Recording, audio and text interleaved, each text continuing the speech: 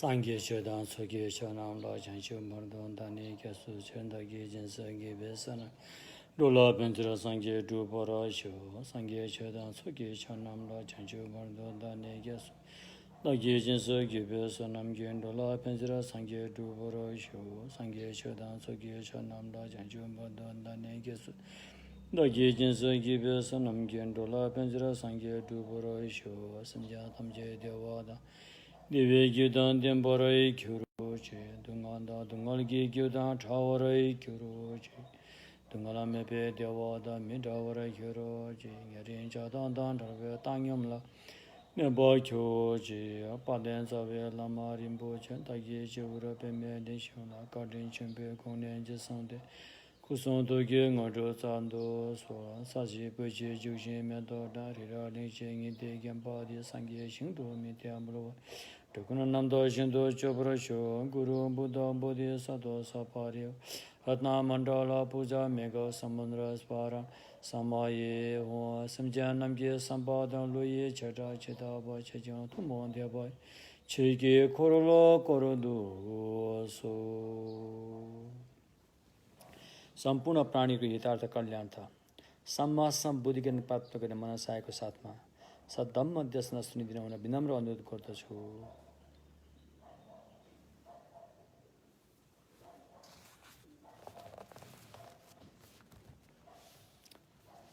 महायान सूत्र अलङ्कारको धम्म देशनामा अनि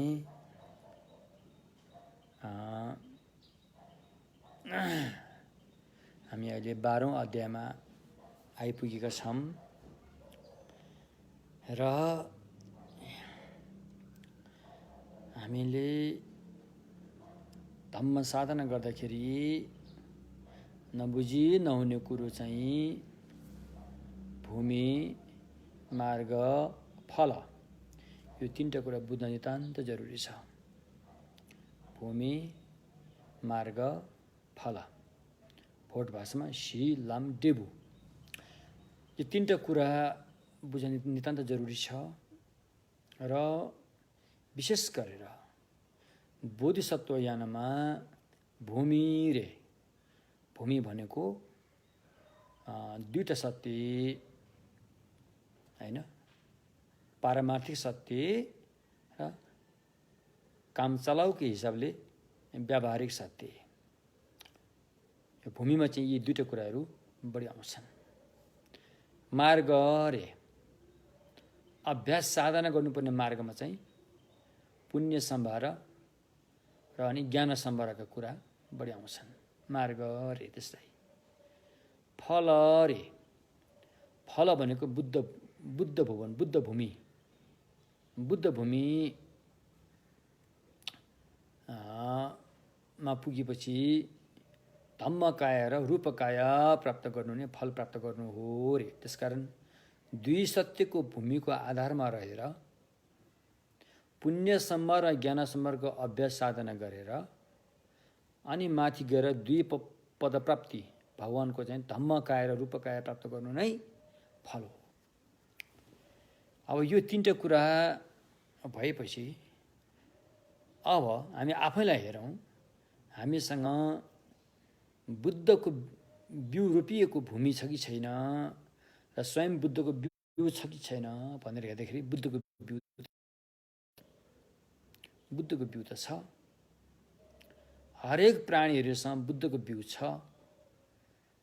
बुद्धको गोत्र पनि छ बुद्धको बिउ र गोत्र भइसकेपछि अब यो बुद्धको बिउलाई सही ठाउँमा ल्याएर रोपेर मलजल गर्यो भने पुण्य सम्भार र ज्ञान सम्भारको मल फसल धम्मकाय र रूपकाय त अवश्य फल्छ हैन त्यसैले अनि हामी यही सिलसिलामा अनि कसरी साधना अभ्यास गरिन्छ त भनेर महायान सूत्र अलङ्कारको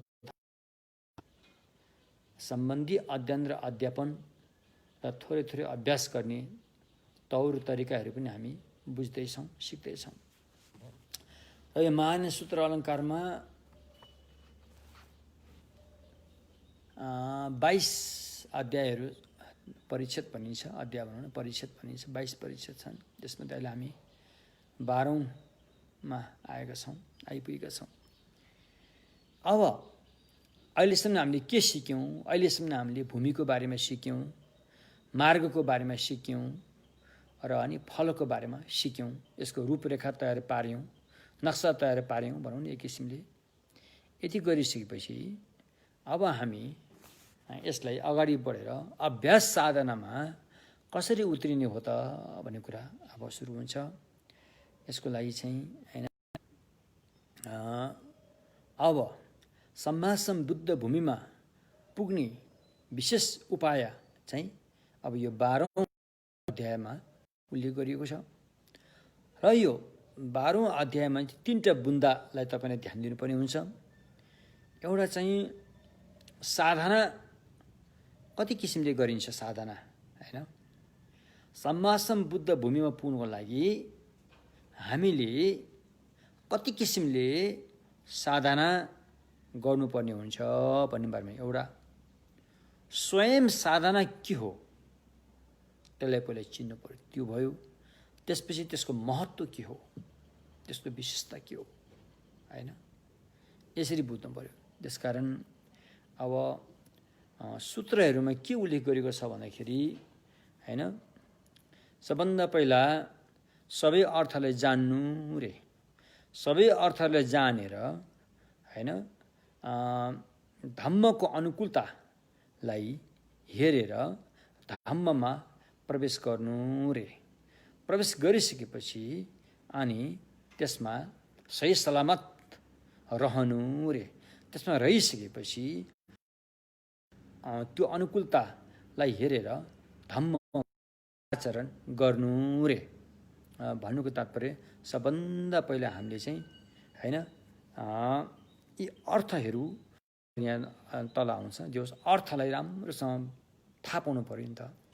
अर्थ भनेको चाहिँ दुई अनात्माका कुराहरू, दुई अनात्माका कुराहरू थाहा पाउनु पर्यो। अब यो तपाईँको लागि बिल्कुलै नयाँ भाषा हुन्छ। अब यी भाषाहरू, यी बोलीचालीहरू तपाईँको लागि बिल्कुलै नौलो हुनसक्छ, किनकि अनात्मा भन्ने कुरो चाहिँ हाम्रो समाजबाट लगभग हाम्रो बोलीचालीको समाज, हाम्रो रहन सहनको समाज, हाम्रो रीतिरिवाजको समाज, हाम्रो चाड पर्वको समाज अनि मर्दा पर्दाको समाजबाट यी भाषाहरू चाहिँ लगभग लोप भइसकेको जस्तो देखिन्छ हाम्रो नेपाली समाजबाट, हैन? पहिला थियो, कुनै बेला लिच्छवी कालमा यी भाषाहरू त्यसरी प्रयोग हुन्थ्यो, हैन? जुन बेला नेपाललाई सुवर्ण युग भनिन्छ। तर पछि आएर यी पवित्र भगवानका भाषाहरू चाहिँ लोप हुँदै गएर अब अहिले आएर फेरि त्यसलाई दोहोऱ्याउनु पर्दाखेरि हाम्रो लागि नौलो हुनसक्छ। किनकि यो भाषा न त हाम्रो स्कुलमै पढाइन्थ्यो, न त हाम्रो घरमै प्रयोग गरिन्थ्यो, न त हाम्रो चाहिँ संस्कारमै प्रयोग गरिन्थ्यो। त्यसो भएकोले यी भगवानले प्रयोग गर्ने भाषाहरू चाहिँ हैन लोप भए जस्तो भयो नि त। त्यसरी अहिले हाम्रो लागि यी भाषा प्रयोग गर्दाखेरि नौलो हुन्छ, हैन? अब अनात्मा भन्ने भाषा छ।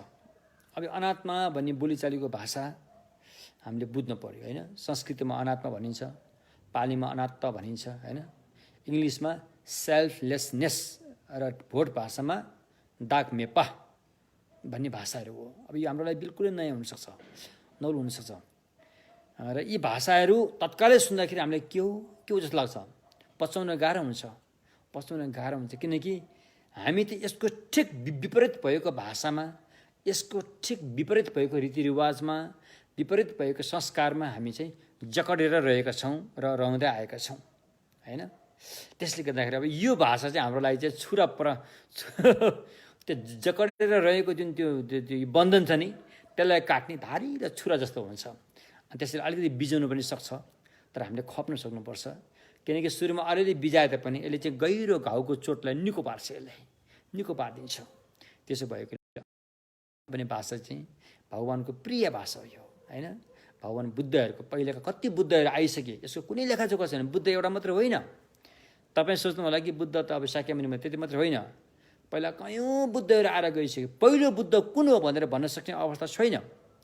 पहिलो बुद्ध यो हो भनेर हामीले भन्नै सकिँदैन। किन सकिँदैन भन्दाखेरि कुनै पनि व्यक्ति बुद्ध बन्नलाई बुद्धबाट भविष्यवाणी प्राप्त गरेको हुनुपर्छ। पहिलेका बुद्धसँग भेटघाट पनि भएको हुनुपर्छ र पहिलेको बुद्धबाट प्रेरणा पाएको हुनुपर्छ। तब त्यो व्यक्ति पछि गएर बुद्ध बनियो भनेपछि पहिलो बुद्ध भनी त रहेन नि त। अब ऊभन्दा पनि पहिलो बुद्धबाट उसले चाहिँ प्रेरणा पाएको हुनु पर्यो। तसर्थ पहिलो बुद्ध भन्ने नै छैन। कति बुद्ध भयो, कति बुद्ध भए, तर मोटामोटी रूपमा चाहिँ अब यो कल्पमा कतिवटा बुद्ध आउँछन्, यो समयमा कतिवटा बुद्ध आउँछन् भन्ने एउटा भनाइ चाहिँ छ। ती कुराहरू छ भनौँ। अब अहिले यो भद्र कल्पमा चाहिँ 1000वटा बुद्धहरूको चाहिँ आगमन हुन्छ भनिएको छ। तर यसको मतलब यो होइन कि 1000 बुद्धभन्दा पहिला अरू बुद्ध भयो कि भएन भन्दाखेरि कति भए होइन, त्यो साध्य छैन। त्यसकारण अहिले कतिपय सूत्रहरूमा उल्लेख गरेका यी वचनहरू कतिपय कुराहरू चाहिँ अनि मोटामोटी रूपमा उल्लेख गरेको पाइन्छ होइन। जस्तो अब चैतसिक चित्त 6वटा छन् रे, चैतसिक अब अभिधर्म समीक्षा अनुसार 51वटा छन् रे। यी चैतसिकहरू त कति हो त्यो त मोटामोटी हिसाब किताब हो होइन। अकुशल कर्म 10वटा छन् रे, त्यो पनि मोटामोटी हिसाब हो। 10वटा भन्दा पनि थुप्रै अकुशल कर्महरू हुन्छन्। यो मोटामोटी हिसाब गरेर त्यसलाई चाहिँ 10मा राखेको मात्रै हो होइन। कति हो। त्यसकारण बुद्धहरू पनि कति हुन्।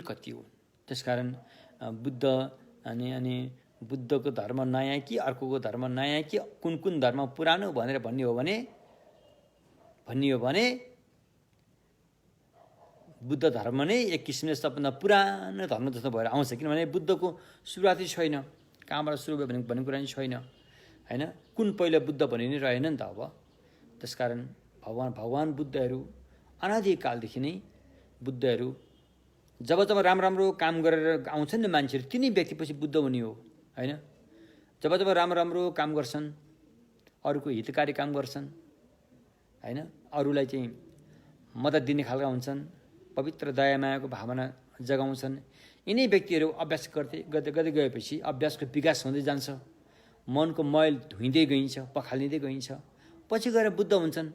यो त एकदमै सम्भावना भएको कुरा हो, सम्भव भएको कुरा हो। त्यसैले पहिलो बुद्ध यो र त्योभन्दा पहिला बुद्ध थिएन भनेर भन्न सक्ने अवस्था छैन। तसर्थ होइन। अब अहिले आएर अनात्मा भन्ने भाषा छ। अनात्मा भन्ने भाषा हामी चाहिँ अर्को भाषामा अड्केर बसिरहेका छौँ। आत्मा भन्ने भाषामा अड्केर बसिरहेका छौँ। अनात्मा भन्दाखेरि हामीलाई झट्का हान्छ त्यसले। त्यो आत्मामा ठेस पुर्यायो नि त त्यसले। अब आत्मामा ठेस पुर्यायो नि त, ठेस पुर्याउनु पनि पर्छ। किनकि सारा दुःख पीडाहरू आत्माप्रतिको आसक्ति, आत्माप्रतिको पकडबाटै आएको हुन्छ। र यो पकडलाई, यो आसक्तिलाई निर्मूल पार्नको लागि यो आत्मा भनेर धारण गरेर पकडने, आसक्ति गर्ने को विषय कहाँ छ त भनेर त्यो खोतल्नु पर्यो नि। त्यो आत्मा भनेको के हो, कसरी छ भने कसरी छ, छैन भने कसरी छैन भन्नेको त खोज गर्नु पर्यो।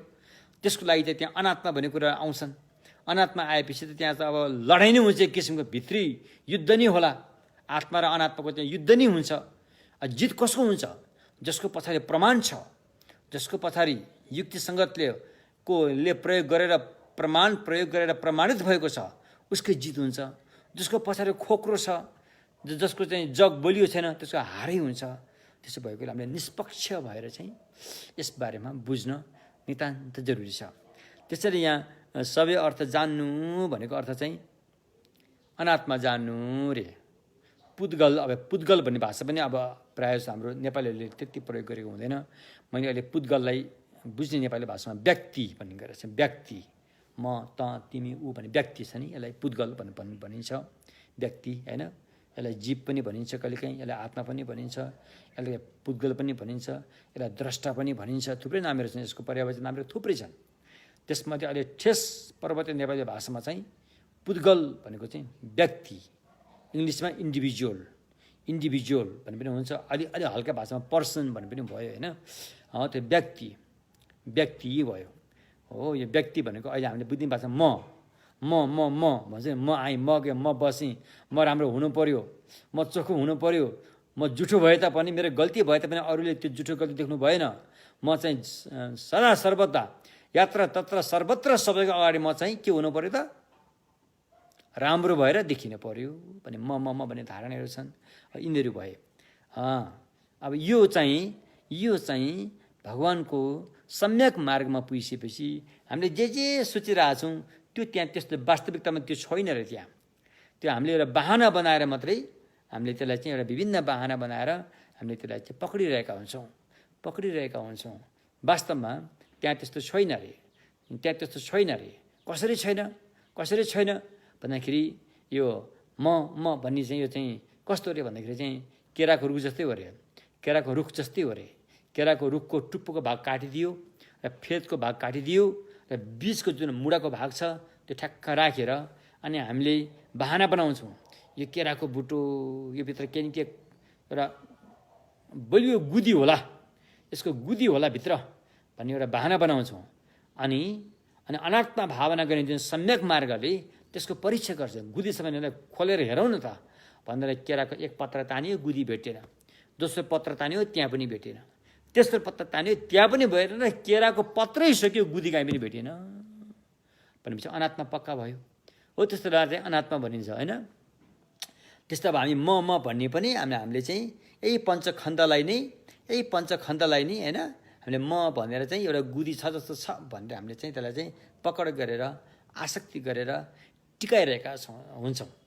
अब यहाँ एउटा तपाईँले प्रश्न सोध्न सकिन्छ, अनि यो कुराहरू किन गरिरहेको त? मान्छेहरू राम्रो काम गरून्, अरूको हित गरून्, सबै राम्रो गरून् न। अब यो यस्तो गहिराइमा गएर के खोतल्न जरुरी छ र भन्ने प्रश्न आउनसक्छ। गहिराइमा गएर खोतल्न जरुरी छ र? जब मान्छे चाहिँ सद्विचार, राम्रो विचार, सबैप्रति दया मायाको भावना, सबैलाई दुःखी आशाहरूलाई मद्दत दिने भावना भयो त पुगेको नि। यसरी गहिराइमा गएर किन खोजिरहनु पर्यो भन्ने कुरा आउनसक्छ। एक हदसम्म तपाईँको प्रश्न सही कुरो पनि हो। तर अर्को कुरो भन्दाखेरि के छ भन्दाखेरि हामीले नचाहँदै नकारात्मक कुराले हामीलाई बस्न पारिरहेको हुन्छ, जुन कुरा हामीले थाहै पाउँदैनौँ। तपाईँ जान्नुहुन्छ कि तपाईँ थाहा छ तपाईँ रिसाउनु हुन्न भन्ने तपाईँलाई थाहा छ। रिसाएको तपाईँलाई कतै पनि मन पर्दैन, त्यो पनि तपाईँले जान्नुहुन्छ। तपाईँलाई थाहा छ कि तपाईँ रिसाउँदाखेरि तपाईँको अनुहारको स्वरूप कस्तो हुन्छ, तपाईँलाई थाहा छ र पो तपाईँ ऐना पनि हेर्नुहुन्न रिसाएको बेलामा होइन। तर थाहा हुँदै पनि रिस किन आउँछ त? फेरि समस्या त्यहाँनिर हो। थाहा हुँदै पनि यो नराम्रो हो, यो नकारात्मक पक्षमा छ, यसले ठिक गर्दैन, यसले कसैको हित गर्दैन भने थाहा हुँदै पनि हामी रिसाउँछौँ किन? कुरो यहाँनिर छ समस्या। त्यो समस्यालाई हटाउनलाई अनि यसरी खोतल्न पर्ने हो। रिस कहाँबाट आयो? रिसको बाउ को हो? रिसको आमा को हो? कसरी रिस पैदा हुन्छ? यो रिस कहाँ रहन्छ? फेरि जान्छ कहाँ? यो फेरि कसरी हराउँछ? फेरि यो अचानक कसरी आइपुग्छ फेरि भन्ने सारा कुराहरू छन्। यसको लागि नि यो खोतल्न परेको हो, अरू केहीको पनि लागि होइन होइन। यदि तपाईँ सदाको लागि नरिसाउनु हो भने त यो खोतल्न जरुरी पनि छैन होइन र? किन खोतल्नु यो? यी ग्रन्थहरू खोतलेर अध्ययन किन गर्नु पर्यो र? तपाईँलाई कहिले पनि रिसै आउँदैन, तपाईँमा लोभै जागेन, तपाईँमा मोहै जागेन, तपाईँ हर हमेसा अरूको लागि करुणा को चाहिँ अभिमुख भएर चाहिँ अगाडि बढिरहनु भएको छ भने यी ग्रन्थहरूको आवश्यक किन पर्दैन नि त? तर यहाँ त त्यो भएर आउँदैन नि त। हाम्रो जीवनशैलीमा त त्यो भएर आउँदैन। धेरै नकारात्मक कुराको चाहिँ घटना बिहोर्नु परिरहेको हुन्छ। त योबाट कसरी उम्किने? त उम्किनको लागि अनि यी खोतल्न पर्यो, यी ग्रन्थहरू खोतलेर अध्ययन गरेर होइन, अन्त उम्किने बाटो खोजेको हो नि यो त हो। यसरी बुझौँ। त्यसैले अनि अनात्मा भावनालाई बुझ्नु रे, दुई किसिमका अनात्मा भावनालाई बुझ्नु रे। दुई किसिमको अनात्मा भावना कहाँ बुझ्नु? यही पञ्चखण्डमा बुझ्नु रे। रूपखण्ड, वेदना खण्ड, संज्ञा खण्ड, संस्कार खण्ड र विज्ञान खण्ड रे। यही पञ्चस्कन्धमा खोज्नु रे। सुख पनि तपाईँले यही पञ्चस्कन्धमा खोजेर पाउने हो, दुःख पनि यहीबाट आउने हो होइन। बुझाइमा गलत छ भने यही पञ्चखण्डबाट दुःख पनि प्रकट हुन्छ, बुझाइ सही छ भने यही पञ्चखण्डबाट सुख पनि प्रकट हुन्छ। बाहिर खोज्नु पर्दैन, बाहिर तपाईँलाई एक पैसा पनि तिर्न जरुरी छैन त्यो पवित्र सुख हासिल गर्नको लागि। यही पञ्चखण्डको बारेमा बुझ्नु हो नि त। त्यसो भएकोले अब यो पञ्चखण्डको भगवानको सम्यक मार्गमा बसेर बुझ्दाखेरि यो पञ्चखण्ड दुई आत्माबाट मुक्त छन् रे। एउटा पुद्गल आत्मा भन्नेबाट पनि यो मुक्त छ, अर्को धर्म आत्मा भन्नेबाट पनि यो मुक्त छ। सच्चाइमा यो मुक्त छ भन्ने कुरा चाहिँ थाहा पाउनु पर्यो। जब यो आत्मा भनेको म भन्ने बलियो भएर बस्यो भने त्यहाँ मेरो आयो, मेरो भनेपछि तेरो पनि आयो, अनि म र मेरो प्रति लोभ लालचहरू चाहिँ जाग्दै जान्छन्, तेरो प्रति अविश्वास घृणा रिसहरू जाग्दै जान्छन्, अनि त्यसले खराब खराब खराब कर्म गर्दै जान्छ। अनि हाम्रो सारा जीवन के हुन्छ? आफ्नो र आफन्तप्रतिको माया मोहको बन्धनमा फसेर हुने नहुने पाप कामहरू गर्दै गइन्छ र मन नपरेका शत्रुहरूप्रति घृणा भाव राखेर पाप कामहरू गर्दै गइरहेको त्यो पाप कामहरू चाहिँ बलियो हुँदै जान्छन्। तिनीहरू फेरि हाम्रै मनमा गएर बस्छन्, प्रिन्ट भएर बलियो छाप जस्तो भएर बस्छन्। बसिसकेपछि हाम्रो अन्तिम प्राण जाने बेलामा पनि यो पछाडै आउँछ।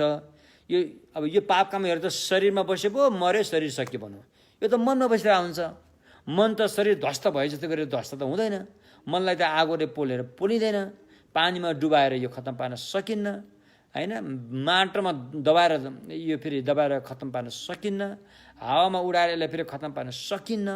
यो मन भन्ने चिज हुने यो पनि नित्य त होइन, यो पनि परिवर्तनशील छ, यो पनि अनित्य नै हो, क्षण क्षण बदलिरहन्छ। तापनि यो चाहिँ भौतिक शरीर जस्तो नष्ट भएर पुरै समाप्त भएर जानेवाला छैन।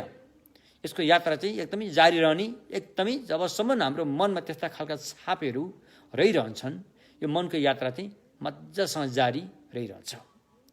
र यो यात्रा चाहिँ दर्दनाक हुन्छ फेरि, किनभने नराम्रो कर्मका छाप बढी परेकोले यो अनि राम्रो कर्मको छाप त कमी हुन्छ।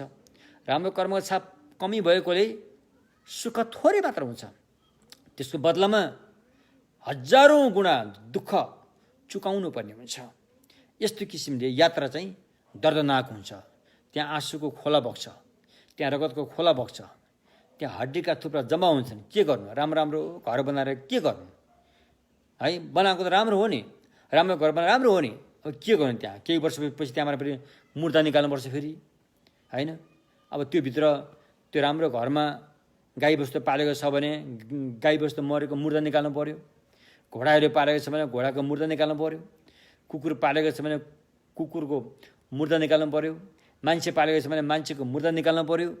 जो जो घरमा बस्छन् ती सबैको मुर्दा त त्यहीँबाट निस्किने हो। त त्यसो भएकोले अब यो यात्रा चाहिँ दर्दनाक छ भन्ने कुरा चाहिँ बुझिन्छ। त्यो बुझिसकेपछि जुन कुरोमा त्यस्तो चाहिँ दर्दनाक छ, खतरा छ, त्यसलाई के मेरो भनेर पक्रेर बस्ने त्यसलाई बुद्धिमान भन्न सुहाउँछ त? अवश्य पनि सुहाउँदैन, त्यसलाई मूर्ख नै भनिन्छ। जो चिजले उसलाई हानि पुर्याउँछ, उसले क्षणमा नोक्सान पुर्याउँछ, तक्लिफ दिइरहेको छ भने त्यसलाई यो मेरो हो भनेर पक्रेर बस्नु त उचित होइन। बुद्धिमानको लागि उचित होइन होला, अब मूर्खलाई होला, बुद्धिमानको लागि उचित होइन। त्यसैले सबभन्दा पहिला अनि यो अनात्मा धर्म भनेको विषयवस्तुहरू होइन। अहिले हाम्रो रूप वेदना यो पञ्चखण्ड चाहिँ धर्म हुन्छ। अब यो धर्म भन्ने शब्द फेरि बुद्धको भाषामा फेरि धर्म भन्ने शब्दको अब यो कुरो अर्को छ फेरि। अब हामी चाहिँ कुन संस्कारमा हुर्क्यौँ? धर्म भनेको चाहिँ पाठ पूजा परिक्रमा गर्ने, तीर्थयात्रा गर्ने, यहाँबाट चाहिँ मन्दिरमा गएर टन्नै घन्टी बजाउने, स्याट यहाँ चाहिँ पुजारीले चन्दन अथवा सिन्दुरको टिकटिकको स्वाट यहाँबाट तानिदिने, त्यस्ता कुरालाई हामीले चाहिँ धर्म भन्ने खालको संस्कारमा हामी हुर्क्यौँ। बुझ्नु भने के? तर भगवानको सम्यक मार्गमा कहिलेकाहीँ अधर्मलाई पनि धर्म भनेको हुन्छ। बुझ्नु भएन? भगवानको सम्यक मार्गको भाषा अधर्म पनि पाप कर्मलाई पनि धर्म भनिएको हुन्छ, त्यसलाई पनि धर्म भन्ने नाम पाउँछ। त्यसले पनि पुण्य कर्मलाई पनि धर्म भनिन्छ। त्यस कारण सबै विषयवस्तुहरूलाई कहिलेकाहीँ धर्म भनिन्छ। यस्तो भाषा प्रयोग भएको छ। त्यस कारण अब यो भाषा प्रयोग गर्ने शैली चाहिँ हाम्रो समाजबाट चाहिँ लोप भइसक्यो। त्यस कारण अब अहिले यो भाषा यहाँ प्रयोग गर्दाखेरि तपाईँलाई अप्ठ्यारो लाग्ला होइन। म एकपल्ट दार्जिलिङ भन्दा पनि उता 2 घन्टा उता रिम्बिक भन्ने ठाउँमा एउटा उच्च शिक्षालय, बौद्ध उच्च शिक्षालय छ।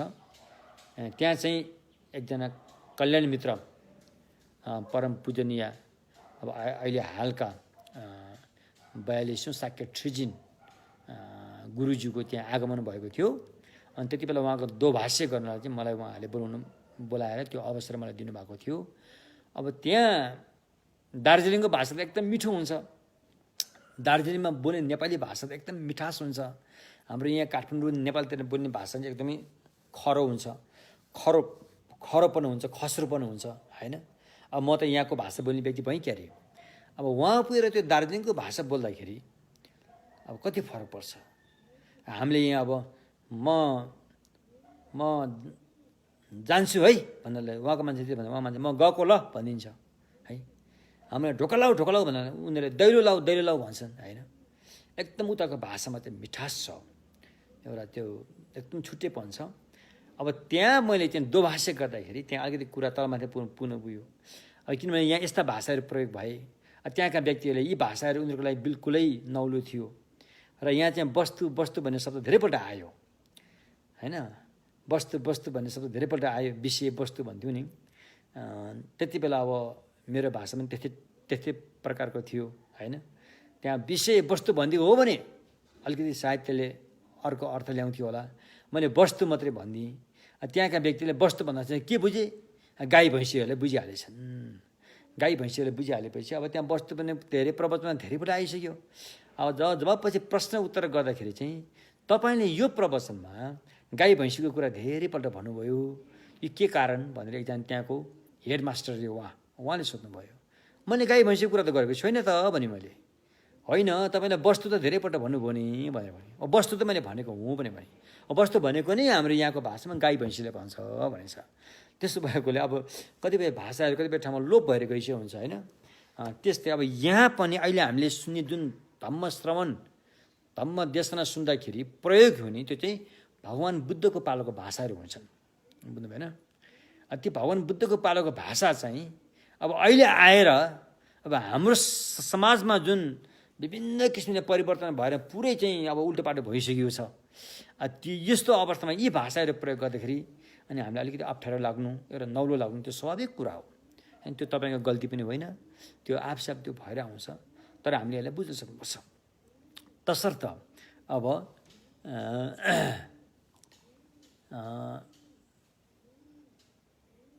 के अरे अनात्मा होइन। ये पञ्चखण्ड। पहिला स्कन्द भनेको के हो त अब बुझ्दैन फेरि। स्कन्द भनेको मैले ठेट नेपाली भाषामा डङ्गुर भनेको छ। डङ्गुर थुप्रो राशि जम्मा भएका डङ्गुर होइन, त्यसलाई स्कन्द भनिन्छ। जस्तो रूपखण्ड भन्यो, रूपका डङ्गुर होइन, रूपका थुप्राहरू होइन। वेदनाको पनि डङ्गुर। अन्त वेदना भने त एउटा चेतना हो, त्यसको डङ्गुर कसरी होला भन्ने कुरा आउला। रूप जस्तै डङ्गुर त छैन, तर त्यसलाई परिकल्पनाले त्यसलाई पनि थुपार्छ, त्यसलाई पनि डङ्गुर पार्न सक्छ। मनको भावबाट त्यो पनि डङ्गुर हुनसक्छ। अब वेदना पनि धेरै किसिमका हुन्छन्। त्यसलाई पनि एउटा चाहिँ परिकल्पनाले जम्मा गरेर त्यसलाई पनि डङ्गुर भन्न मिल्छ। त्यो चाहिँ संज्ञा भनेको। संज्ञा खण्ड भने संज्ञा भनेको यो फलानु यो ढिस्कानु भनेर हामीले तोकेर नामकरण गर्ने जुन चेतना छ त्यसलाई संज्ञा भनिन्छ। यसको पनि डङ्गुरै होला। त्यो संस्कार भनिन्छ।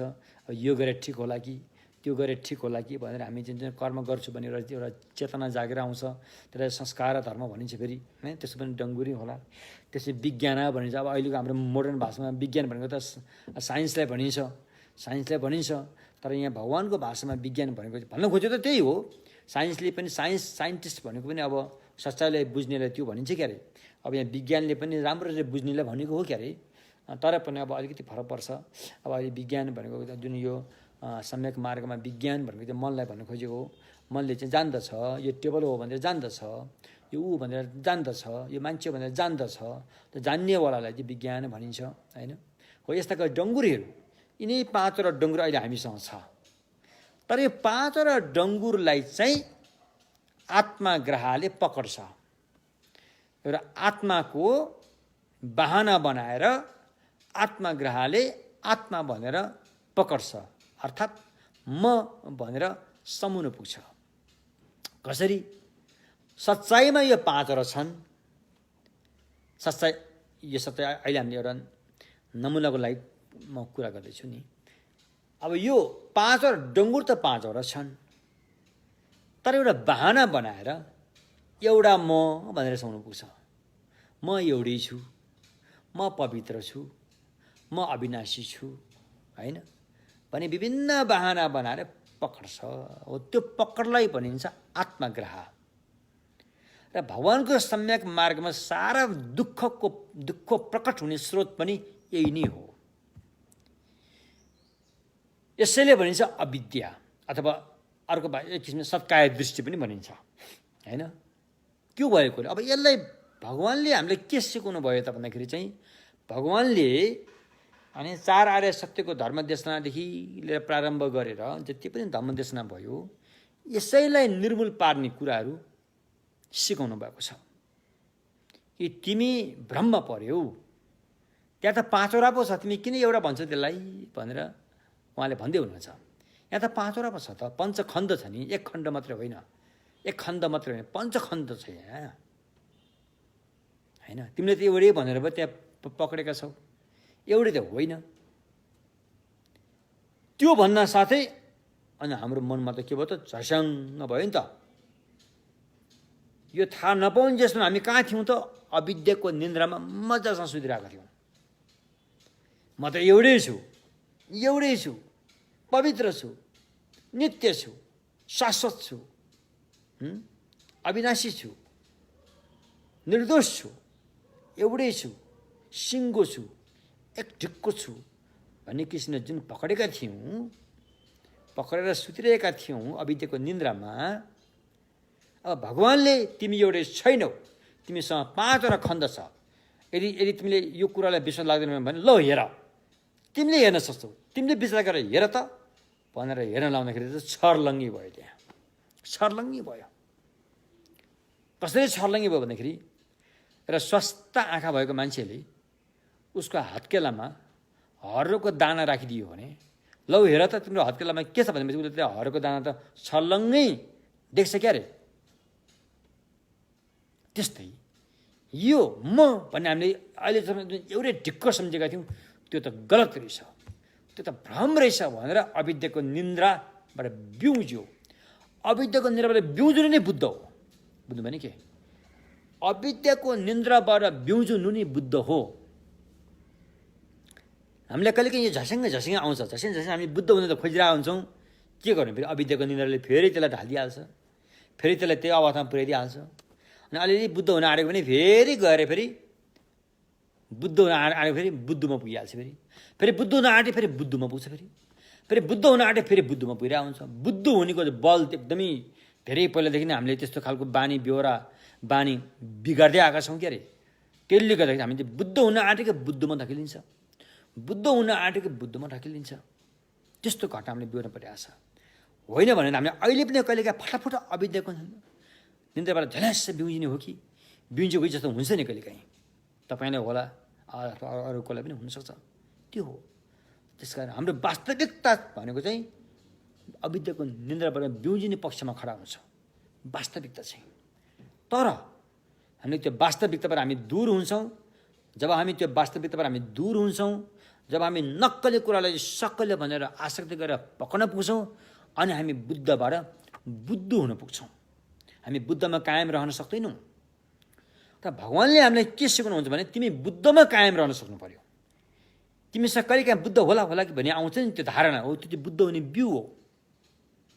त्योलाई चाहिँ त्यो धारणा जगाएर तिमी त्यसमै कायम रहन सक्नु पर्यो। समस्याको सबै फत्ते भयो, त्यहाँबाट समस्याबाट तिमी मुक्त भइसक्छौ। त्यति मात्रमा तिमी कायम रहनु पर्यो भन्ने भनाइ चाहिँ भगवान बुद्धको हो। उहाँले सिकाएको सम्यक मार्ग यही नै हो। तसर्थ अब यहाँ माया सूत्र अलङ्कारले के बताउँछ भन्दाखेरि यो कुरालाई राम्ररी जान्नु रे, यो अर्थलाई राम्ररी बुझ रे, कुन अर्थ? अनात्मा भन्ने अर्थलाई राम्ररी बुझ रे। के हो त्यो भन्दाखेरि 5वटा खण्डलाई 5वटै खण्ड भनेर हेर, न कि एउटा अरे। 5वटा खण्डलाई 5वटै छ भनेर तिमीले बुझ्नु पर्यो। त्यसलाई 5वटालाई 5वटा नभनेर एउटै हो म भनेर पक्रिने काम नगर अरे। त्यो पक्रिने काम गरिरहेको भनेदेखि तिमी फोकटमा दुःख समस्यामा फस्ने छौ रे।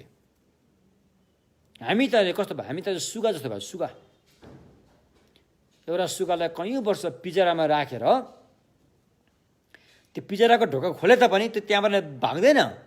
म अझै पनि म उम्किने बाटो छैन भनेर त्यहाँ बसिरहन्छ। हो, हामी त्यसै भइरहेको छ। बाटो खुलिसक्यो, भगवान्ले सम्यक मार्गको चाहिँ बाटो खुलाइदिइसक्नु भयो, निर्वाणको ढोका खुलिसकेको छ। तर हामीले जान चाहँदैन त्यहाँ। हामी त यहीँ छौँ, यहीँ ठिक छ। हामीलाई त आँसुको धारा बगेको नै ठिक छ, रगतको खोला बगेको नै ठिक छ।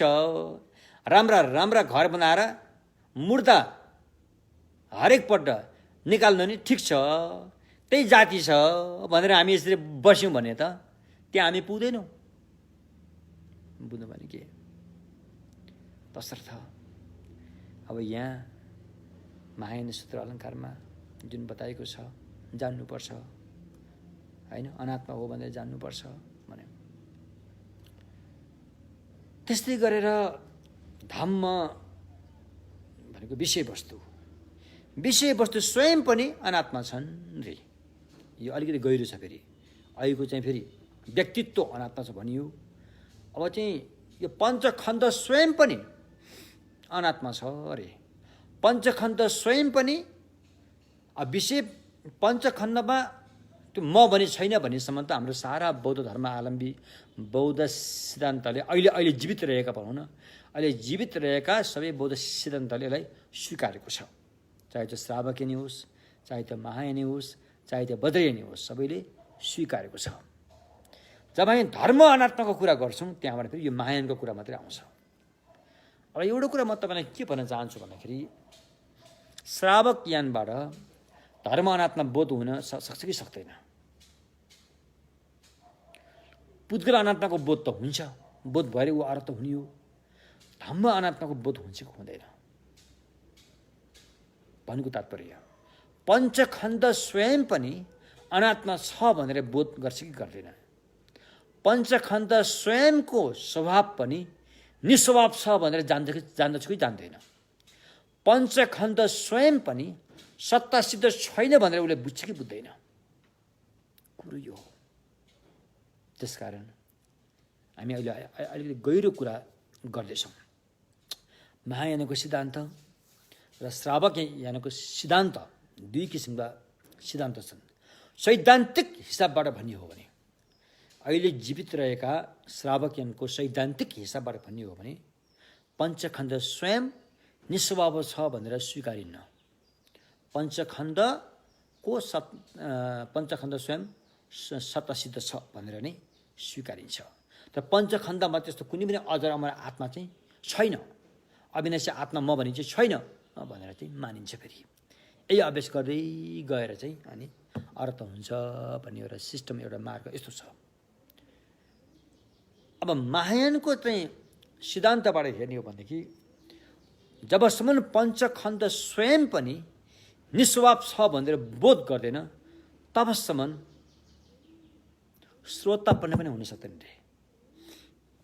यस्तो कुरा छ। फेरि श्रोतापन्न पनि हुन सक्दैन। अर्थ त धेरै माथिको कुरा हो। अर्थ जान्दा श्रोतापन्न हुनु पर्यो, सक्रियतागामी हुनु पर्यो, अनाकामीमा पुग्नु पर्यो, तब मात्रै अर्थ पुग्ने हो नि त। त्यस कारण महायानको सिद्धान्त, विशेष गरेर प्रज्ञा पारमिताको सिद्धान्तबाट हेर्ने हो भने जबसम्म पञ्चखण्ड होइन प्रज्ञा पारमितालाई अगाडि बढाउने प्रासङ्गिक माध्यमिक सिद्धान्तबाट हेर्दाखेरि, प्रज्ञा पारमिताको दर्शनलाई अगाडि बढाउने प्रासङ्गिक माध्यमिकको सिद्धान्तबाट हेर्दाखेरि जबसम्म आत्माग्रह सत्काय दृष्टिको होइन आधार भनौँ कि यसको चाहिँ सत्कार्य दृष्टिको हेतु पञ्चखण्ड स्वयं निस्वाव छ भनेर बोध हुँदैन, तबसम्म उसले पुद्गल आत्मग्राह त्याग्न सक्दैन रे। किन भन्दाखेरि उसले जुन आत्मा म छु भनेको त्यो पञ्चखण्डलाई हेरेर नै पक्रिरहेको हुन्छ नि, पञ्चखण्डलाई नै हेरेर पक्रिरहेको हुन्छ। जब त्यो पञ्चखण्डको गहिराइसम्म नै पुगेर यसको चाहिँ विवेचना गरिन्न,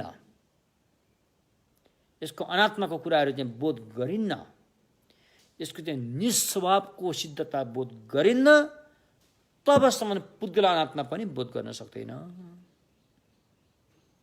भनेर यसरी बताइयो।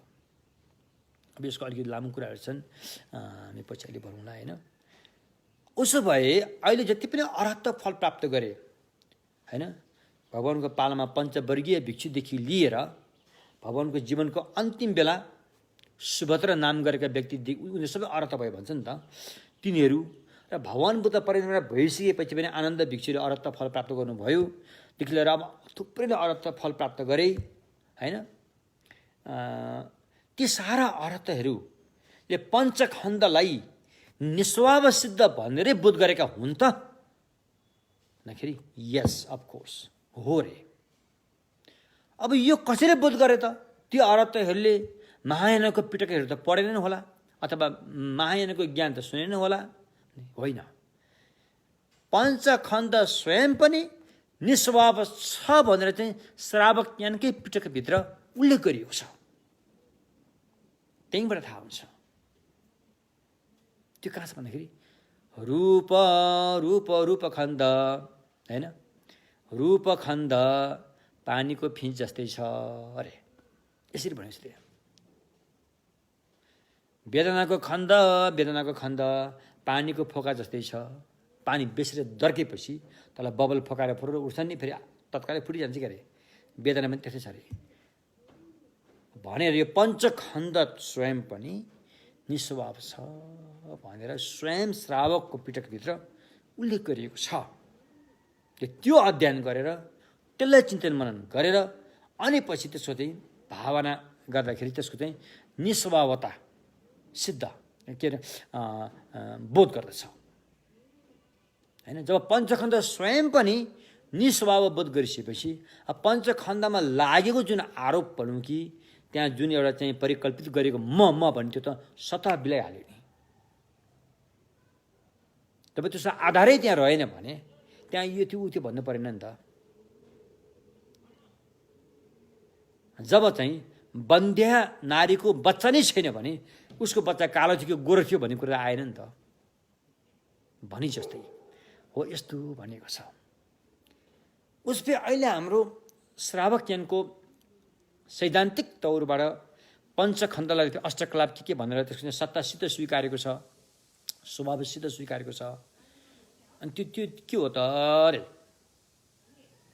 अब यसमा विद्वानीहरूले यसलाई त्यो दुई भाग लागेका छन्। एकदमै यो बुझ्नुपर्छ यो कुरा होइन। दुई भाग कसरी हेर्छन् भन्दाखेरि अब यसलाई भोट भाषामा के भनिन्छ, डुप्था द डेने कि आउँदो जेबे ठेक्पा छेछौँ, लाम्दा डेबी आउँदो जेबे ठेक्पा छेछौँ रे। सैद्धान्तिक र पिटकको हिसाबले रहेको श्रावकयान र महायान रे एउटा त्यस्तो छ। अर्को चाहिँ मार्ग र फलको हिसाबले रहेको श्रावक केन्द्र महायान रे हो त्यो।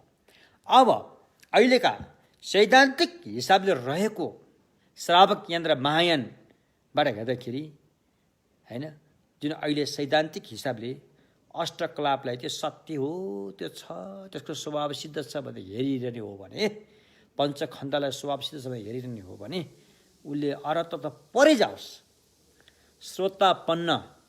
श्रोतापन्नमा पुग्ने प्रयोग मार्ग धरीसम्म पनि पुग्न धौधो हुन्छ, गाह्रो हुन्छ,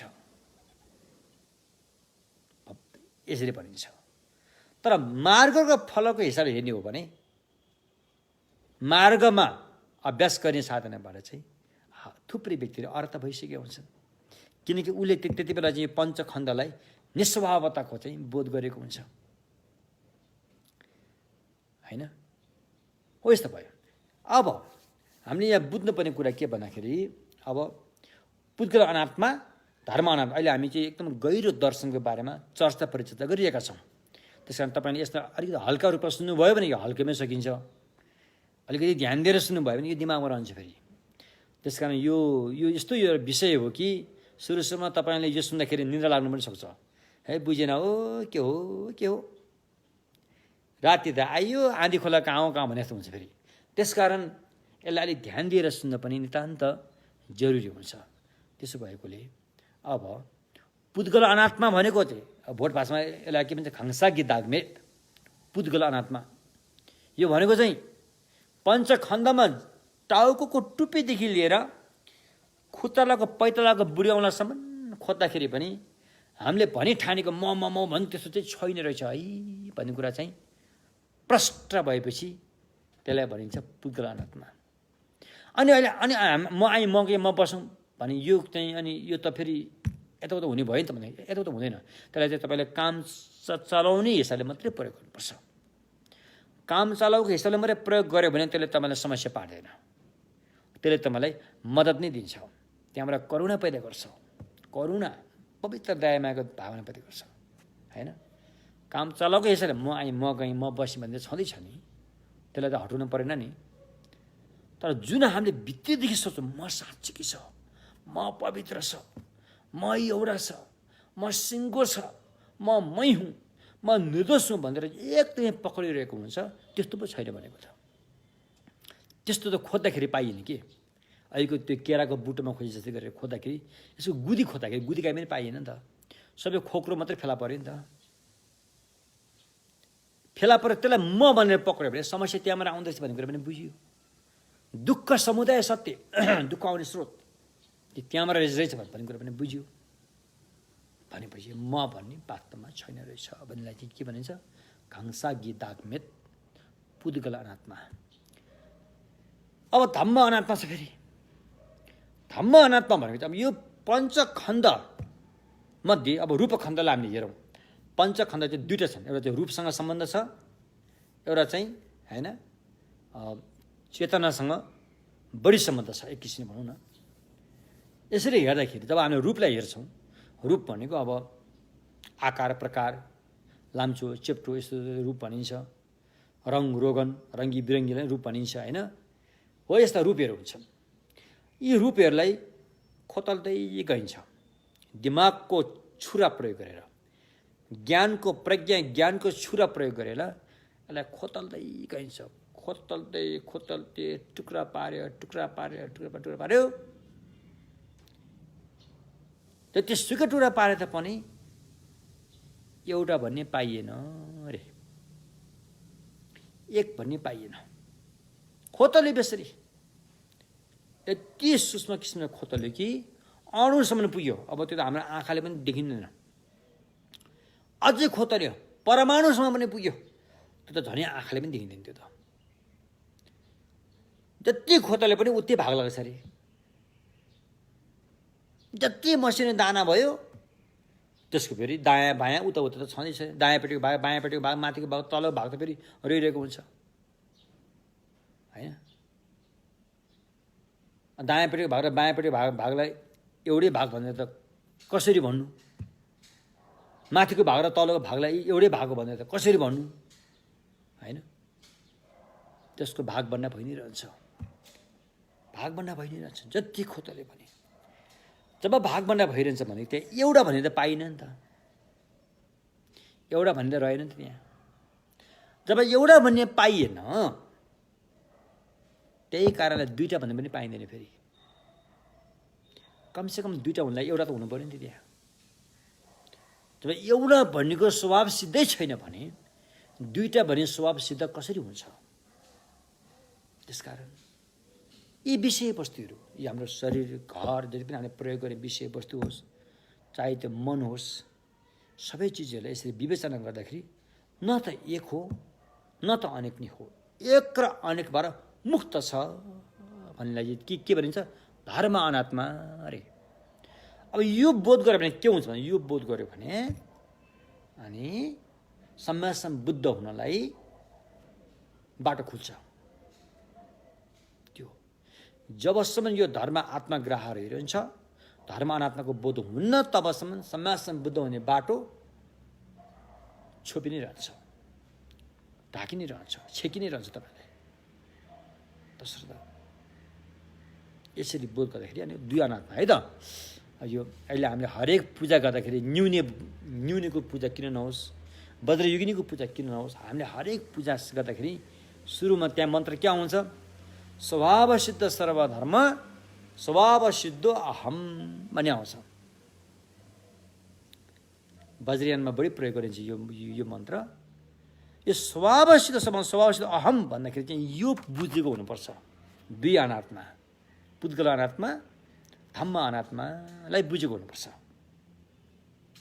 त्यो बुझेर त्यो बुझाइलाई साथमा राखेर नि साथमा त्यो बुझाइको साथमा कायम रहेर अनि तोङबेङाङले त्यहाँबाट अनि सारा यो पूजा विधिहरू चाहिँ अपनाउनु पर्ने हुन्छ। कुरो बुझ्नुभयो? विपස්සना ज्ञानलाई साथमा लिएर सारा पूजाहरू अपनाउन सक्नुपर्छ। अनि मात्रै त्यो गरेको पूजाबाट उपलब्धि भएको पुण्यले बुद्ध भूमिमा पुर्याउँछ, बुद्ध भूमिमा पुर्याउँछ। नत्र भने त जसुकै ठुलो पूजा गरे पनि हालत त त्यस्तै हो। फेरि अहिले भने जस्तो बुझाइलाई बुझ्न सकिएन भने त्यो पूजा गरेको पुण्य त पाइन्छ नि, नपाइन्छ भने पुण्य त अवश्य पाइन्छ। तर त्यो पुण्यको फल भोग्न फेरि संसारमा आउनुपर्छ क्या अरे। तपाईँले दान दिनुभएको पुण्य तपाईँले पाउनुहुन्छ, दान दिएको पुण्यको फल पाइन्छ।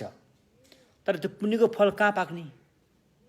फेरि संसारमै आएर या हाड मासुको ओला लिएर आएर त्यहाँ पकाउने हो कि, या स्वर्गमा लगेर त्यहाँ स्वर्गमा पकाउने हो कि, या अर्हत भएर उहाँ पकाउने हो कि, या सम्यकसम्म बुद्धसम्म पुर्याउने हो? होइन, कुरो त्यस्तो हो। त्यसकारण पुण्य गरेको फल त पाइन्छ, तर त्यो कुन चोलामा पकाउने हो त्यसको फल, कुरो त्यो हो। त्यसो भएकोले अहिले यहाँ पुद्गल अनात्मा, धम्म अनात्मा भन्ने कुराहरू आयो होइन। अब यो पुद्गल अनात्मा र धर्म अनात्मा भन्ने चाहिँ कसले जान्दछ त अरे? जुन बोध गर्छ भन्यो नि, जान्दछ भन्यो नि, जान्नेवाला को हो भन्दाखेरि चाहिँ यसलाई चाहिँ यस्तो एउटा प्रज्ञा ज्ञानले जान्दछ कि यसलाई चाहिँ सुरुमा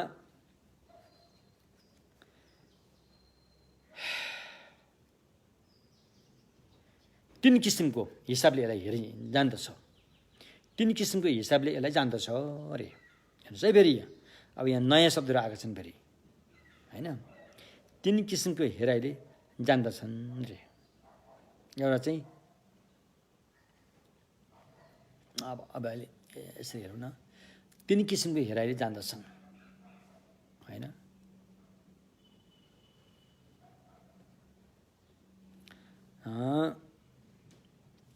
अब महायान सूत्र अलङ्कार यहाँ के भनेको छ भन्दाखेरि चाहिँ हेर्ने ठाउँ तीनवटा छन् रे, जान्नुपर्ने विषय तीनवटा छन् रे। त्यही भएर त्यसलाई जान्ने विषय पनि तीनवटा छन्, हेर्ने ठाउँ तीनवटा छन्, अनि त्यसलाई हेरेर जान्ने पनि तीनवटा हुन्छन् रे।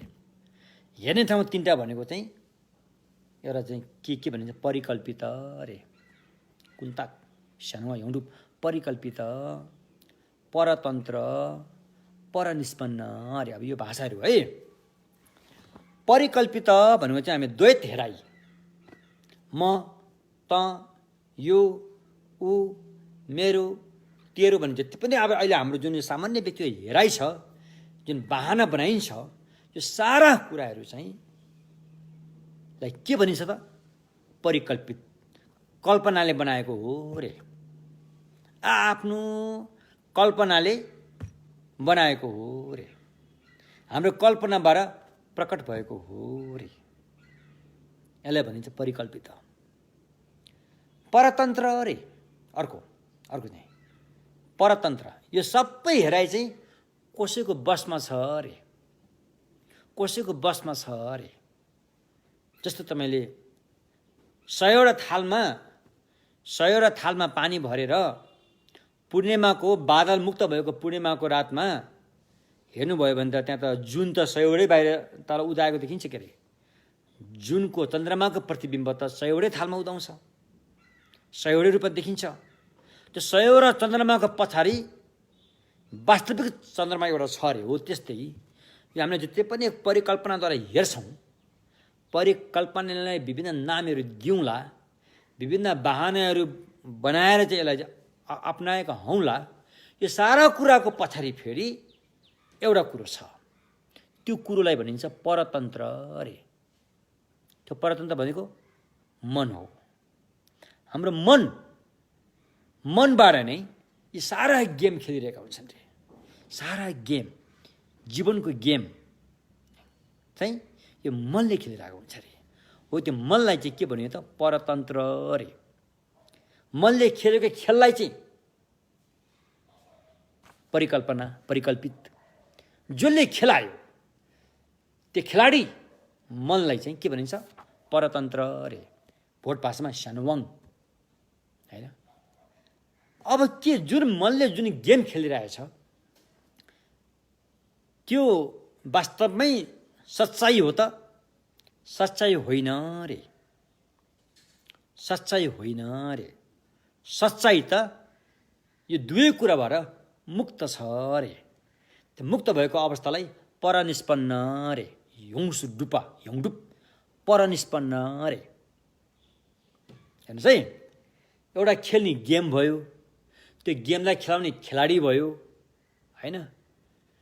त्यो गेम र जुन चाहिँ खेलाडी छ, जुन एउटा चाहिँ बहाना बनाएर नक्कली कुरालाई सक्कली भनेर उसले खेलिरहेको छ, त्यो वास्तवमा सच्चाइ होइन। सच्चाइ अर्को छ। त्यो सच्चाइलाई भनिन्छ परनिष्पन्न रे।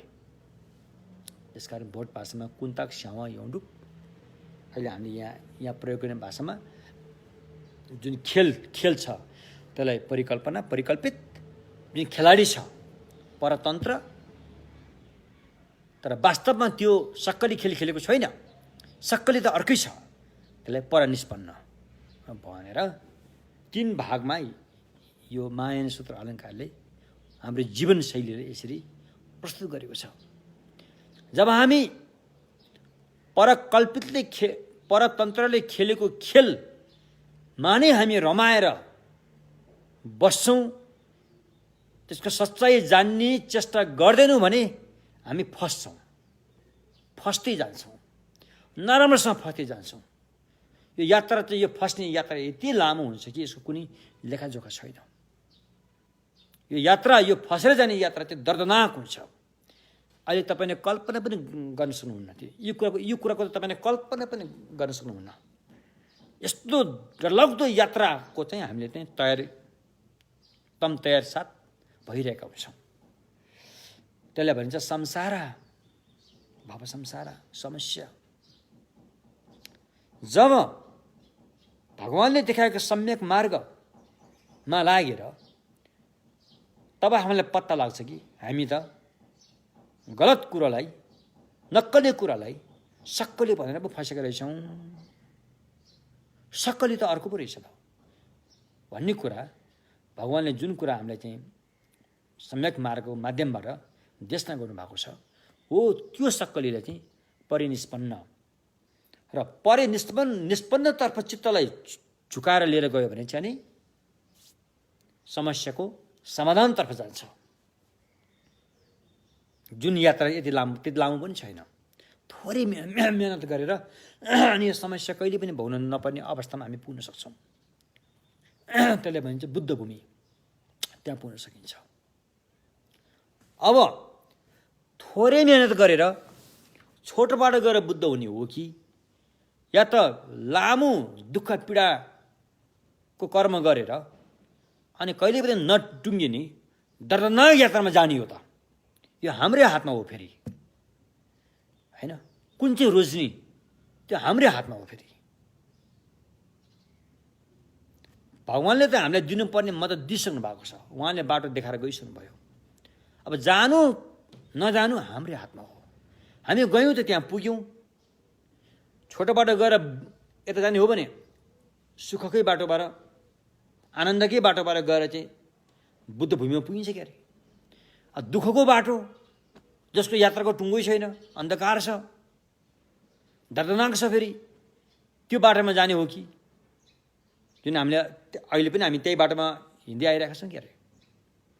त्यसो भएकोले महायान सूत्र अलङ्कारले के बताउँछ भन्दाखेरि यो दुईवटा बाटो यसले बताउँछ। जुन बाटोबाट गएर समस्याको समाधान पनि हुन्छ र जुन बाटोबाट गएर झन् समस्या बढ्दै जान्छ। त कुन चाहिँ बाटो जाने हो त्यो चाहिँ यहाँबाट बताइन्छ। एवं प्रकारले अनि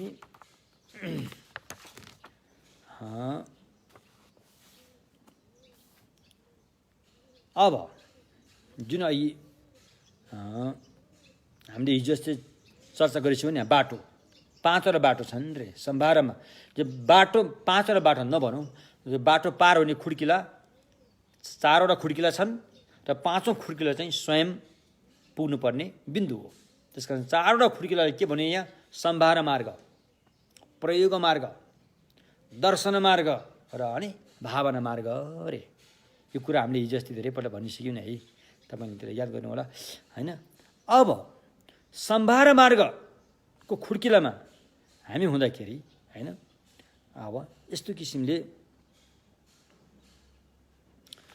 अब एउटा कुरा हामीले के बुझ्नु पर्यो भन्दाखेरि चाहिँ के अरे,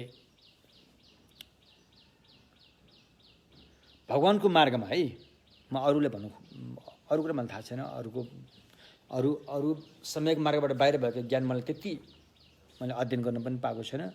हामीले अहिले अन्य धर्म आलमीहरू के खण्डन मण्डनका कुरा आउँछन्, त्यो चाहिँ अब हामीले दर्शन शास्त्र पढ्दाखेरि अनि पूर्व पक्षमा त्यो प्रस्तुत गरिएको हुन्छ, त्यो हिसाबले हामीले मोटामोटी पढिरहेका हुन्छौँ।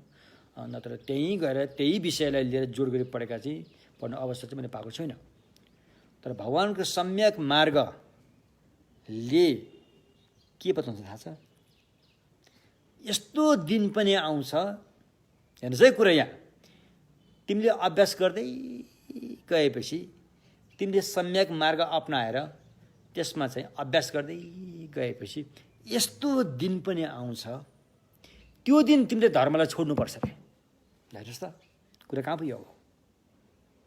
त्यो दिन तिमीले धर्मलाई पनि छोड्नु पर्ने दिन आउँछ रे भनेपछि अधर्म त छोड्नु परेको नि, अधर्म त छोड्नै परेको नि। त्यो झन् धर्मलाई पनि छोड्ने दिन आउँछ। यो अभ्यासको, यो सम्यक मार्गको अभ्यासमा तिमी यस्तो बिन्दुमा पुग्छौ जुन बिन्दुमा पुगेपछि धर्मलाई तिमीले त्याग्नुपर्ने हुन्छ। हेर्नुहोस् त किनकि त्यहाँ पुगेपछि धर्मको आवश्यक रहँदैन।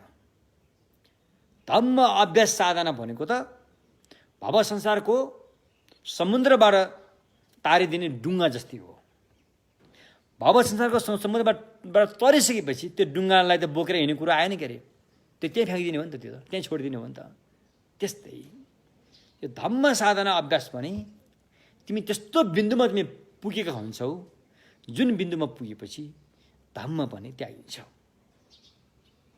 यस्तो छ यो सम्यक मार्गको कुराहरूलाई। हेर्नुहोस् त, तसर्थ अब यहाँ भन्नु खोजेको के भन्दाखेरि सम्भार मार्गमा जुन माथिको अनात्मा ज्ञानको बोध भइसकेपछि अनि भगवान बुद्धले देशना गर्नुभएको सूत्रहरूमा दर्शाइएको इच्छा धम्म पनि त्यो पुग्ने बिन्दुमा पुगिसकेपछि जसरी नदी पार भएर डुङ्गालाई हामीले छोडिदिन्छौँ, त्यस्तै गरी तिमीले पनि छोड्ने दिन आउँछ। त्यो दिन आउँछ, त्यो दिन हैन।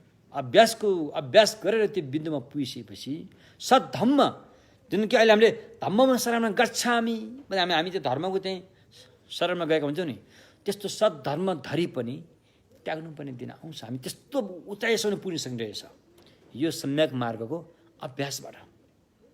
त्यस्तो तसर्थ अनि अब यसरी आफू त्यो बिन्दुमा पुगिसकेपछि त्यहाँ पुर्याइदिने पानी डुङ्गा स्वरूप धम्मलाई पनि हामीले एक दिन छोड्नुपर्ने अवस्था आउँछ। तसर्थ अहिले हामीले धम्म ज्ञान सुनेर मात्रै सीमित राख्न हुँदैन, यसलाई त अभ्यासमा उतारिहाल्नुपर्छ। 1, 2, 3 अभ्यासमा उतारिहाल्नुपर्छ। किनकि हामीलाई त यो पानीको डुङ्गा हामीले पाइसक्यौँ, ओ कतिवटा पानीको डुङ्गा भनेर समातेर माया गरेर बसेर त हामीलाई घाटा नै लाग्छ। त्यो डुङ्गालाई त प्रयोग गरिहाल्नुपर्छ। भोलि खोला नदीमा चाहिँ अनि बाढी आयो भने त्यो डुङ्गाले काम गर्न सक्दैन फेरि। त्यसैले खोला नदीमा बाढी नआउँदै डुङ्गा हाम्रो हातमा छ अहिले, भएको डुङ्गालाई, भएको अवसरलाई, पाएको अवसरलाई सदुपयोग तुरुन्तै गरिहाल्नुपर्छ। विलम्ब गर्नु हुँदैन। पर्खाइमा बस्नु भने केही पनि कारण छैन। पर्खाइमा बस्नुभयो भनेदेखि तपाईँलाई घाटा नै हुन्छ, घाटा नै हुन्छ। त्यसैले अभ्यासमा हामी उत्रिहाल्नुपर्छ अरे होइन। त्यो अभ्यासमा उत्रिँदाखेरि चाहिँ के भनिन्छ, त्यसलाई चाहिँ धम्म जानेका व्यक्तिहरू भनिन्छ, धम्मलाई बुझेका व्यक्तिहरू भनिन्छ। अभ्यासमा नउत्रुन्जेलसम्म धम्म जाने त पनि धम्म बुझेको भनेर अलिक भन्ने गाह्रै पर्छ। उसले त अब बाहिरी हिसाबले बुझ्यो, भित्री हिसाबले त जानेको छैन, अनुभवमा उतारेको छैन। अनुभूति जाग्नको लागि त, अनुभव जाग्नको लागि त अभ्यासमा उत्रिनु पर्यो, तब न अनुभव जाग्छ नि। त्यसकारण भित्रीबाट बुझेको हुनलाई अभ्यासै गर्नुपर्छ होइन। बाहिर सुनेर बुझेको, चिन्तन मनन गरेको बुझेको बुझाइ चाहिँ त्यो बोकासम्म मात्रै सीमित हुन्छ, भित्र गुदीमा पुगेको हुँदैन, गुदीमा पुगेको हुँदैन। त्यस कारण बुझाइ गुदीसम्म पुग्नुको लागि अभ्यासमै उत्रिनु पनि हुन्छ अरे। त्यसकारण अहिले भर्खर बताएको पुद्गल अनात्मा, धम्म अनात्मा जस्ता यस्ता विषयहरूलाई बोध गरेर अनात्म ज्ञानको भावनालाई भाविता गरेर होइन अगाडि बढ्दै गएपछि अनि सच्चाइको दर्शन पाउँछ रे। सच्चाइको पहिलोपल्ट तपाईँले छर्लङ्गै दर्शन पाउनुहुन्छ, जसलाई भनिन्छ दर्शन मार्ग होइन। सम्भार मार्गको खुड्किलो पार भयो, प्रयोग मार्गमा पुग्यो, प्रयोग मार्गमा ध्यानमा उत्रियो, ध्यानको अभ्यासबाट अगाडि बढ्दै गयो, मनको विकास हुँदै गयो, मनको मैल पखालिँदै गयो, अनि त्यहाँबाट सच्चाइको दर्शन पायो। सच्चाइको दर्शन पाउनु भनेको चाहिँ अनि सत्यको पहिलोपटक दर्शन पाउनु हो। त्यसैले भनिन्छ श्रावकयनमा श्रोतापन्न भने महायानमा दर्शन मार्ग भनिन्छ। त्यहाँदेखि चाहिँ मार्ग सत्य सुरु भयो है। फेरि दर्शन मार्गबाट मात्रै नभएर मार्ग सत्य पनि हुन्छ। त्योभन्दा पहिलाको मार्ग चाहिँ मार्ग मात्रै हो, मार्ग सत्य होइन। त्यस कारण मार्ग सत्य हुनको लागि चाहिँ दर्शन मार्गमा 1, 2, 3 पुगेकै हुनुपर्छ कुनै पनि हालतमा, अनि मात्रै त्यो मार्गलाई चाहिँ अनि के भनिन्छ त मार्ग सत्य भनिन्छ। एवं प्रकारले अनि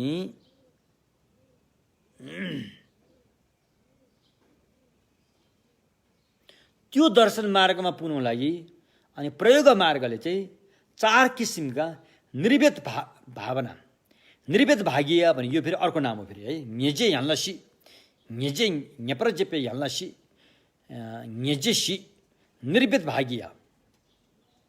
मैले भने नि निर्वेद भागीय भनेको चाहिँ दर्शन मार्गमा पुर्याउने बाटो रे। दर्शन मार्ग उत्पाद गरिदिने साधना रे, यसले भनिन्छ निर्वेद भागी होइन। भोट भाषामा न्यजेसी हो। यो निर्वेद भागी चाहिँ 4वटा हुन्छन् है। ढ्वे चेमो स्वेप छुछुक रे। ढ्वे भनेको चाहिँ भोट भाषा हो। यो अलि तातोपन भने तातोपन हो, उसमा तातोपन। सम्भार मार्गले यति साधना जोडसँग गर्दै लान्छ कि त्यहाँ दर्शन मार्ग उत्पत्ति हुने तातोपन देखा पर्छ। दर्शन मार्गको ज्योति उत्पाद हुने तातोपन देखा पर्छ। जसरी काठलाई रगडेर आगो बाल्नु छ भने पहिला काठलाई रगड्न पर्यो। आगो बल्नुभन्दा पहिला त्यो काठमा तातोपन आउँछ हो। त्यस्तै अनि प्रयोग मार्गको पहिलो खुड्किलोमा तातोपन जाग्छ। त्यो तातोपन जाग्न साथै त्यहाँ चाहिँ त्यो तातोपन चाहिँ तुरुन्तै माथि विकास भइहाल्छ, जसलाई मूर्त भनिन्छ, मूर्ध भनिन्छ होइन। त्यो मूर्ध भइसकेपछि जतिसुकै परिस्थितिमा पनि तपाईँको कुशल कर्म चाहिँ जरैदेखि खत्तम पार्न सक्दैन। कुनै पनि रिसहरू आएर कुशल कर्मलाई जरैदेखि खत्तम पार्न सक्दैन। चेमो थोपा चामी छे, जब त्यो मूर्त भन्ने अवस्था तपाईँले प्राप्त गर्यो भने कुशल मूललाई कुनै पनि हालतमा त्यसको जरोलाई नष्ट गर्न सक्दैन रे। त्योभन्दा पहिला चाहिँ सक्छ फेरि। मूर्त त्यो प्राप्त हुन साथै तुरन्तै त्यहाँ शान्ति भन्ने आउँछ फेरि। शान्ति रे। अब यो कुरा शान्ति भनेको सहनशीलता। आएपछि हामीले यो 6 पारमिताभित्र सहनशीलता छ, त्यो पनि छ। यो अलिकति भिन्न किसिमको सहनशीलता हो। सहनशीलता भनेको चाहिँ अनात्मालाई खप्न सक्नु, म साँच्चीकै छैन भन्ने कुरालाई स्वीकार्न सक्नु। अहिलेसम्म हामी म छु, आत्मा छ, त्यही सत्य हो, त्यही सर्वश्रेष्ठ हो भन्ने कुरामा हामी त्यो पक्षमा खडा भएर बसेका थियौँ। अब यो लेभलमा पुगिसकेपछि म भन्ने पक्कै छैन रहेछ भन्नेमा तपाईँ चाहिँ त्यो कुरालाई खप्न सक्नुहुन्छ। त्यो पक्षमा तपाईँ खडा हुनसक्छ। त्यसलाई भन्छ शान्ति। त्यो खडा हुन साथै अनि तपाईँको पुण्य त तीव्र गतिमा अगाडि बढिरहेको हुन्छ। अनि त्यसले यस्तो क्षण आउँछ कि त्यो क्षण एक क्षण मात्रै हुन्छ। यस्तो क्षण आउँछ कि त्यो क्षणले नै तपाईँले भव संसारमा अनादिकालदेखि कहिलेदेखि आएको थाहा छैन, तपाईँ अहिले यहाँ हुनुहुन्छ, कहिले पनि प्राप्त नगरेको दर्शन मार्ग पैदा गर्छ। अचम्म छ यो कुरा। कहिले पनि हामीले नपाएको सच्चाइको दर्शन पाउने ज्ञान, त्यो अहिलेको जुन यो प्रयोग मार्गको चौथो अंशले, जस्तै छेछोक लोकोत्तर धर्म भनिन्छ, त्यसले प्रकट गर्छ। हेर्नुहोस् त, जब दर्शन पाएपछि त्यो व्यक्ति आर्य हुन्छ, आर्य बोधिसत्व हुन्छ। अनि त्यही कुरा यहाँ आएको। एवं प्रकारले अनि जब यो प्रयोगको साधना पुरा भएपछि अनि बोधिसत्वले सच्चाइको दर्शन पाउँछ। त्यो सच्चाइ भने के हो त? 4 आर्य सत्य। 4 आर्य सत्य भित्र पनि 4 आर्य सत्यको पनि तत्त्वको दर्शन पाउँछ।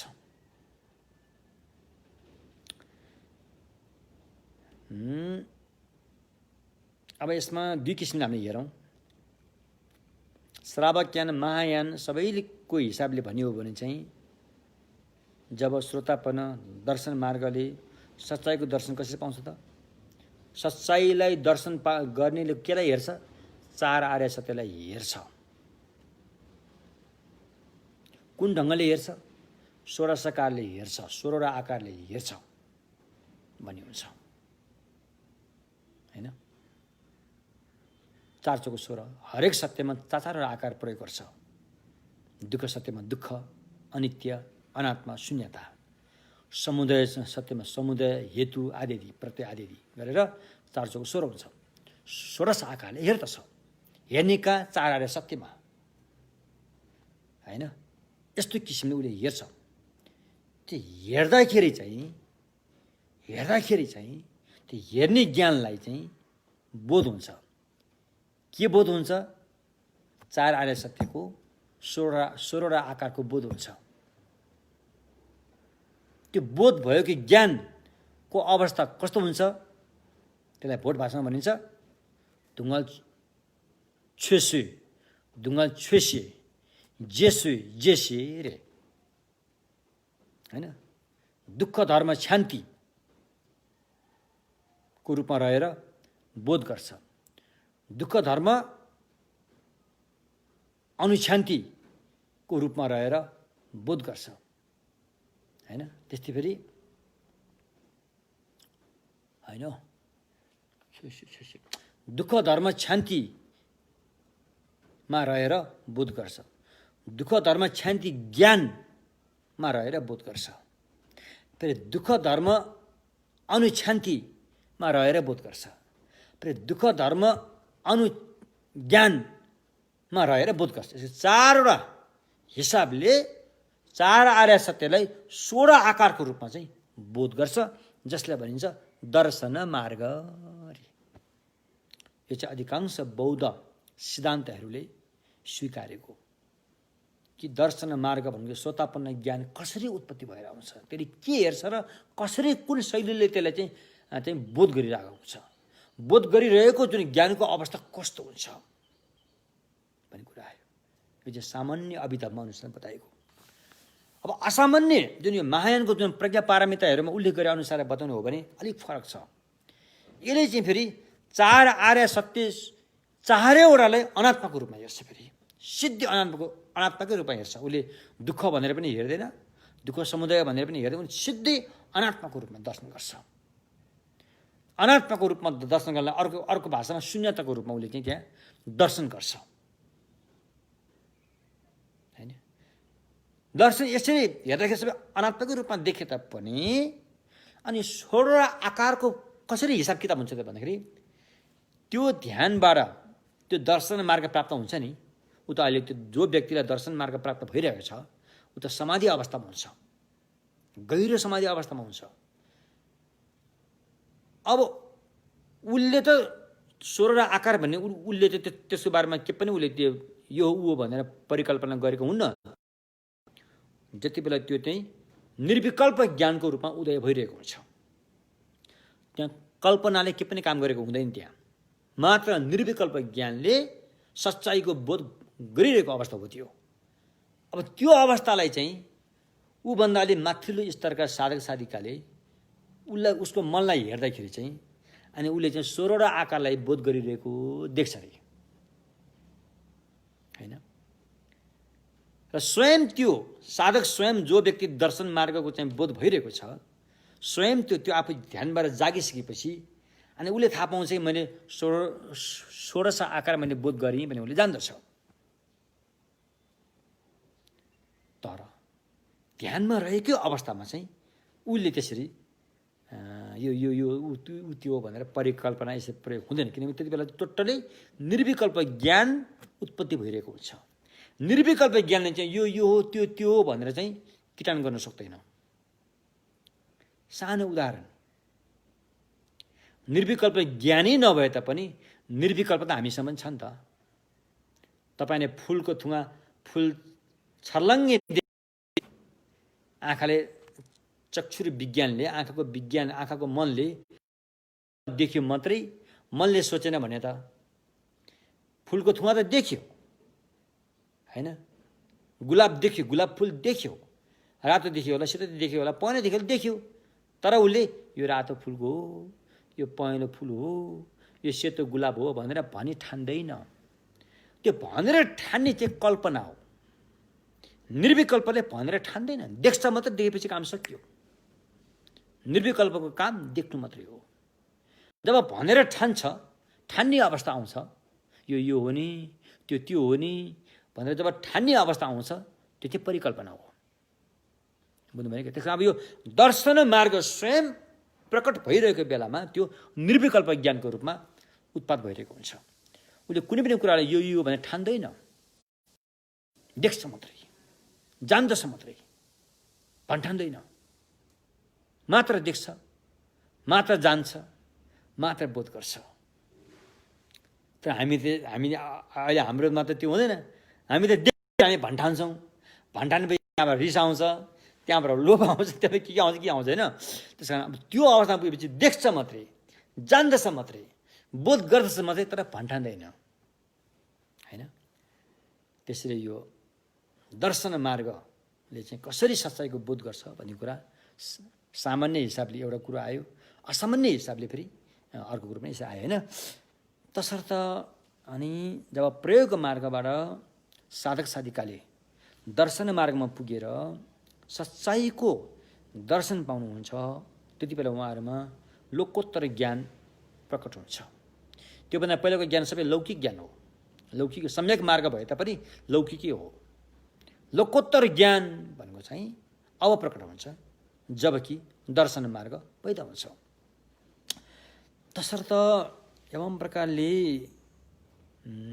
अनि त्यो दर्शन मार्गले के काम गर्छ त अरे, त्यसले दर्शन मार्गमा पुग्दा छेक्ने तत्त्वहरू